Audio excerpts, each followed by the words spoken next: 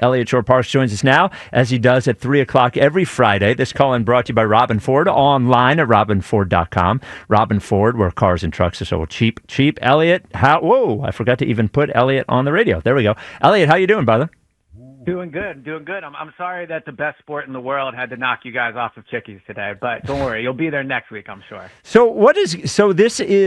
not the World Cup, it's some Correct. FIFA other cup, and I think MLS players are participating in this somehow, right? Yeah, so it's the FIFA Club World Cup. So the best way I could describe it is like the Eagles are a club team, and then obviously USA would be in the World Cup. So it's like soccer teams from different leagues around the world.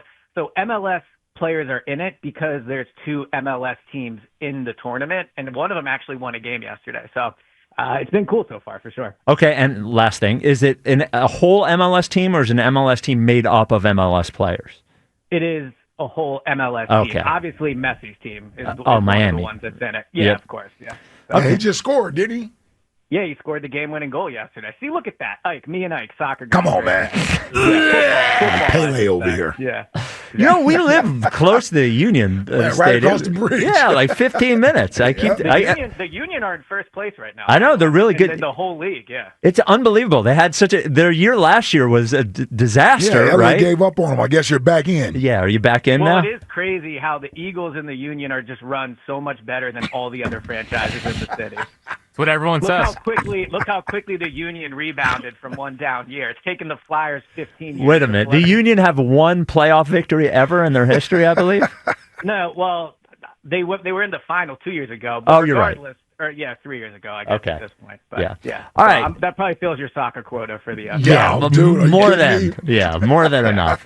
So now that top 11 week has wrapped up, and I don't know if you heard, but number 3 was Zach Wheeler, number 2 Jalen Hurts, number 1 Saquon Barkley. Any regrets from your list that you gave us earlier this week, or are you still confident with it?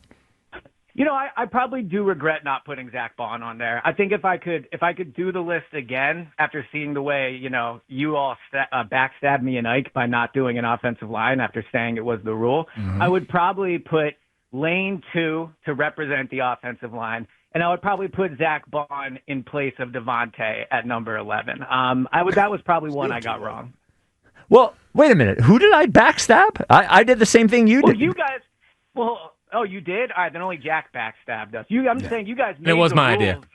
of putting the offensive line as one unit, and then I see Jack's list, and he doesn't even do it. And so me and Ike are out here getting flamed on Twitter for doing it. You're getting flamed by Seltzer. What do you mean?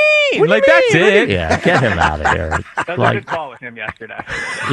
It wasn't. It was a dynamic call. It was a little testy. It was. It was, He yeah. brings the energy. Well, he was all, yeah. Well, you don't want James when he doesn't have work the next morning. Yeah. He's full of energy. Well, what did you think of James saying that you are a better teammate than Joe DeCamara is? Because that's essentially what he said. Yeah, I'm not surprised. Okay. I think I'm probably one of the best teammates at WIP. I agree. Yeah, so I wasn't surprised by that. Okay. I mean, all right. I've done the Daily Pod 400 days in a row, so I think at this point, we're even. Yeah, with no help from Seltzer on that. Listen to Elliot Silent. Listen to him being a good Just let it teammate. go, yep. Being a good teammate. Hey, he's got to be on the morning show. Well, and he's got his own things to do. let me ask you this: we were trying to figure out why do you think so? Zach Bond didn't make the final list. He was, and we haven't revealed the whole listener list yet, but he was 13th on the listener list, and he was low on the staff list as well. Why do you think overall Zach Bond? If you had to guess, why you think Bond wasn't on the list? So I would say there's just a lot of Eagles players that have been here for a while that are probably just more popular amongst the fans. You think about Jalen, AJ, if you do Lane, Mailata, Saquon obviously was going to be on the list. Devontae has been here for a long time.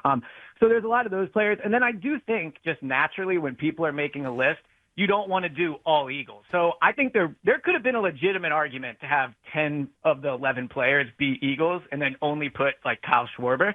But I think that because people wanted to kind of move their list around, you probably saw a few Eagles get unfairly penalized to force whether it is Joel or an extra Philly on there. Next year, any big moves? If you had to guess, who's going to be much lower, who's going to be much higher? Yeah, I think the Phillies are definitely going to be much lower. I mean, would you find something else? Like you got your little feet are so dug in on the Phillies. Like, would you just relax? I've been correct. You have not been correct. Like you're so full of it. You just you do it just to say you must have a picture of me at your house that you're throwing darts at and saying, "How can I get Jack to show emotion today?" Because that's all this is. All you're doing is you're trying to troll me and the people that love the baseball team because all you predict. Oh, I've been so right about their downfall. Shut up. Not trolling. You can't even spell baseball. How do you spell baseball? The Phillies have taken a step back each of the last few years. Indisputable. They are currently one of the four best teams in the National League. Like, sorry, baseball is tougher than the NFL right now and the NFC. It's harder. Right. So you bring up their record. They have a great record. They've had great records the past 2 years. Didn't mean anything come playoff time, right? So I think this team has consistently shown that when the pressure goes, when there is pressure, they don't handle it well. That's why this weekend series against the Mets, I don't expect them to do well. I think they probably will lose 2 out of 3 to the Mets. And so you asked about the list next year. Kyle Schwarber might not be here. Bryce obviously is on a decline if you look at this season. So maybe Zach will be on there. But if you talk about next year's top 11, Ranger might take a spot. He's been really good. You could argue Luzardo. But I think a lot of the Phillies that we have just kind of penciled in on this list when you first start to make it are going to be gone or on the decline. So next year's top 11, I don't expect to see many of the same names on the Phillies. And you have made it clear that you don't think Embiid will be on the list next year. What do you think about what do you think about Maxey?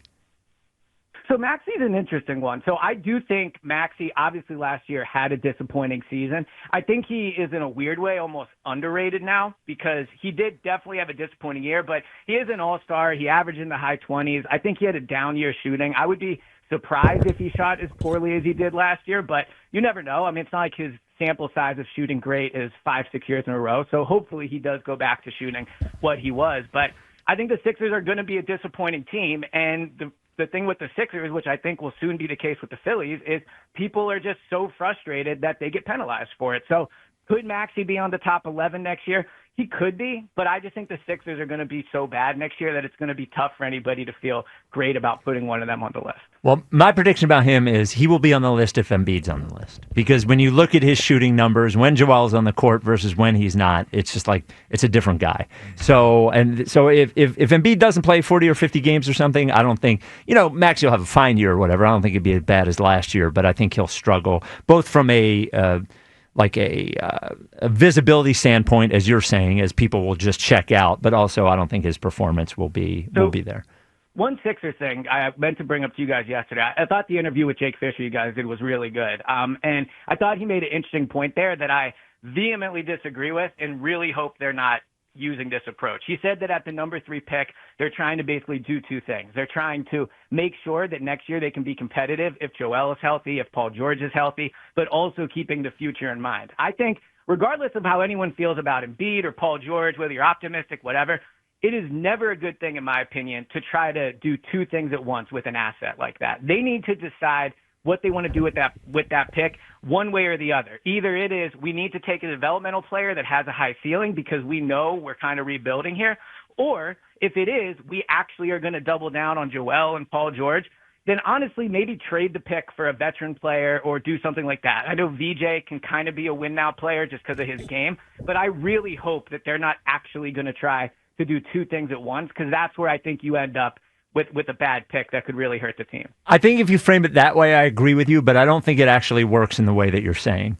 In that, they don't really have control over whether Joel Embiid or Paul George are here next year. They're going to be here next year, right? Because I think we would all agree, or you might not, but I think most people would agree that you don't want to trade 3 first-round picks to get off of Paul George and Joel Embiid. So they're going to be here. So if you take the guy who you think maybe has the most upside, maybe, but you also know that the thing that player is going to need is minutes to get there, and you don't know if you can give that player minutes, then the thing that you have to understand about the draft, or that I've learned to understand, is that as soon as you use the pick, the value of it goes way, way, way down, because all of a sudden it's only the one player. It's not the possibility of 6 different players that somebody might want. So as soon as you take that guy, the value goes down. And then if you don't use him at all, his value continues to go down. So that's the first thing that makes it difficult. And the second thing is, I agree, I guess, in theory about what you're saying, but I also know that like if the right player is there to do both, you can do both. I think if it were more clear, and I think you would disagree with some other people about whether it is clear or not. If it were more clear who the number 3 pick was, and that number 3 pick was way above the players behind him, and that like that is definitely going to be a star, but it's definitely a developmental thing, I think there would be an argument for it. But it has become where I don't think people put Ace Bailey in a different class than Edgecombe or Trey Johnson. So like. So I don't think the star upside is maybe what people thought it was a year ago. So obviously I've planted myself into Ace corner. I think that's who they should take. But even if you remove our opinions, I do wonder if Ace Bailey is just falling victim to pre-draft stuff and he's just going to go number 3, whether that be to the Sixers, whether it be trading up. I just think normally when, yesterday Jake Fisher mentioned he could fall to 8, and look, maybe he will. That just seems very extreme for a player that for almost essentially 2 calendar years has been in this draft class been viewed as a top 3 guy to in these last few weeks just plummet. And maybe he will. He's getting bad advice. He's not had a good pre-draft process, but I still think that while you're right, he's not the clear cut 3rd guy. I still think he would be the smart pick at 3. Okay. Last thing, because we didn't talk to you about this. Are you surprised at all Eagles didn't seem to have any interest in Jair Alexander, who went to the Ravens for 1 year, $4 million? So the money doesn't make me surprised because I didn't think he was ever going to get a ton of money. I thought that would be, probably right around what he would get, maybe a few million more, but I didn't think it would be anything substantial. When they brought in Adoree Jackson, I think you kind of cemented that right side or, whatever side they end up playing on as him or Keeley. I just think Adoree came here with the expectation to play. Not that would prevent them from signing Jair Alexander fully. I just think they've already made their decision there. So I'm not super shocked. I think it probably would have been a smart move. Keeley, I think, had a good offseason, but he hasn't done it in the game. And Adoree Jackson is a nice player. I don't think he is anything where you feel super confident if he is out there. So I'm a little surprised they didn't do it, but ultimately it seems like they're going to give these young guys a chance into training camp. And if it doesn't work out, that's when I think you could see him make a move. All right, we'll just be roasting him out in San Francisco in February. Well, isn't it Las Vegas? No, it's San Francisco. Oh, is it? Wow, I thought it was Las Vegas this entire time. Are we talking about the Super Bowl? The Super Bowl was in Vegas 2 years ago. Yeah. Yeah, I'm wrong about that one. Yeah. That's my bad. Donovan just Chester. add it to the list, Eliot. Yeah. So I do have a question for you guys, right? Boy. So Saquon finished number 1 on your list, right? Mm-hmm. Yep. And I would put Jalen 1, but whatever. One thing we say a lot with Jalen is, or at least some people do, a lot of quarterbacks could step on this team and do what he does. That's a lot of people say that. That's like a kind of a reason he maybe doesn't get the credit he deserves. When it comes to Saquon, how many running backs do you think could have ran for 2,000 yards in this offense last year, or close to it? Like maybe 1950 or whatever. Like how much of Saquon's success last year? Phenomenal athlete, great year. Do we undermine or do we not bring up enough the fact that if you're going to talk about Jalen being a replacement player, this offensive line made a Pro Bowler out of Miles Sanders. They made a Pro Bowler out of DeAndre Swift. Mm-hmm. I think there's probably the same amount of running backs that could do what Saquon did as there are quarterbacks that could do what Jalen did. Nope. Yeah, I disagree. Nope. Wait. Well, first of all, rushing for 2,000 yards is not an easy thing to do. And what you're implying is that it was probably done solely because of the offensive line, or in large part due to, while our offensive line certainly had a great deal in that, his explosive runs is what set Saquon apart from other running backs. So I would give you Derrick Henry could have probably done it.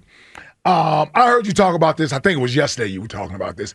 I don't think Jahmyr Gibbs could have done it. You don't think so? Okay. Well, here's the reason. I'm going to give you my reasons why. Jahmyr Gibbs has yet to start and finish the season as the lead back. So I don't know if he's durable enough to take on the load of rushing for 2,000 yards. You remember, after the bye week, Saquon damn near averaged 30 carries a game. Mm-hmm. Yeah, every running back can't average. He has the unique attributes of having speed and power, Jameer is a speed guy. That's why David Montgomery gets all the tough yards inside the tackles and everything else. He's a breakaway runner, a speed guy, much like an Alvin Kamara. But if you ask Alvin Kamara to carry the ball 25, 30 times a game, I don't know if he could have actually done that even in his heyday. Matter of fact, I don't even know if Alvin Kamara ever rushed for 1,000 yards. Yeah. 1,000 yards. And by the way, Saquon rushed for 1,300 yards twice. His rookie year. Behind bad offensive lines. Like horrible offensive lines. Don't ever put Miles Sanders and DeAndre Swift in the same class. Saquon's rookie year, he rushed for 1,300 yards with like 70 less carries that he had last year and like 65 or 70 catches or something. So you do make I think other running backs could do well. Could have success, of course. Yes, they have success, and even a guy like DeAndre Swift could sneak into a Pro Bowl, even though we know he wasn't really a Pro Bowl running back. Right. I just to kind of wrap up. And I think Miles Sanders got to the Pro Bowl in the Madden game or something. Yeah, but at least he got there. He got in the Pro Bowl. So it is funny, Jack. I'm happy you said that because you seem pretty obsessed with how many Pro Bowls Jalen makes. Your boy Bryce has made the All-Star game, twice in 8 years? He's got a good point. Yeah, but that's mostly because of being hurt, not because of how he played. I don't know about that. It is because he got hurt before the All-Star game each time he didn't make it. He was on track to make the All-Star game. No, but you could say like, I don't ever really remember. That's because you didn't watch. And no. This is just the truth. This is just the truth. I'm telling you the truth. There you go. Well, I'm just like you can. When Pro Bowls matter, you bring it up a lot for. Well, you would think that the quarterback, that easy there, pal. I'll top pot you down. There you go. Oh, wow. Yeah, you would think that the elite quarterback that was on the number one team in football would be able to make the Pro Bowl. And it's actually, the Pro Bowl's insulting. I think the Pro Bowl's a joke. And it means something that he did not make the Pro Bowl. That's the issue. So what's your excuse for Bryce only making because he got hurt heading into the All-Star games. So he's injury prone? You're saying because he's hurt all the time? Well, sure. Are you happy that he's injury prone? No, I'm not. Well, you sound like it. You bring up. You were worried about this Mets series, man. Jesus. Well, but you do this whole. He's injury prone. You're so happy to say players are injury prone. Like, yeah, he gets hit in the hand. A nice call with Eliot. He gets hit in the hand, and he did it, and he misses it. You're happy to say Jalen didn't make the Pro Bowl, right? Yeah, but I'm not wishing him to get hurt like you do with Bryce. I'm not wishing Bryce to get hurt. Yeah, you are. You're smiling at your house with how happy you are that he's hurt again.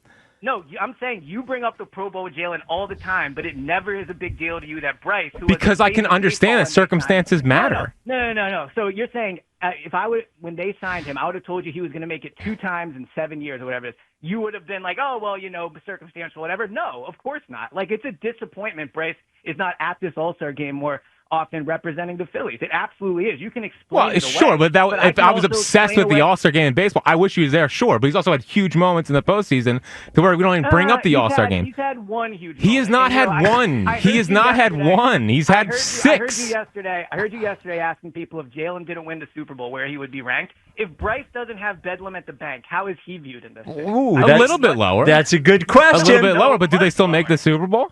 Or make the World Series?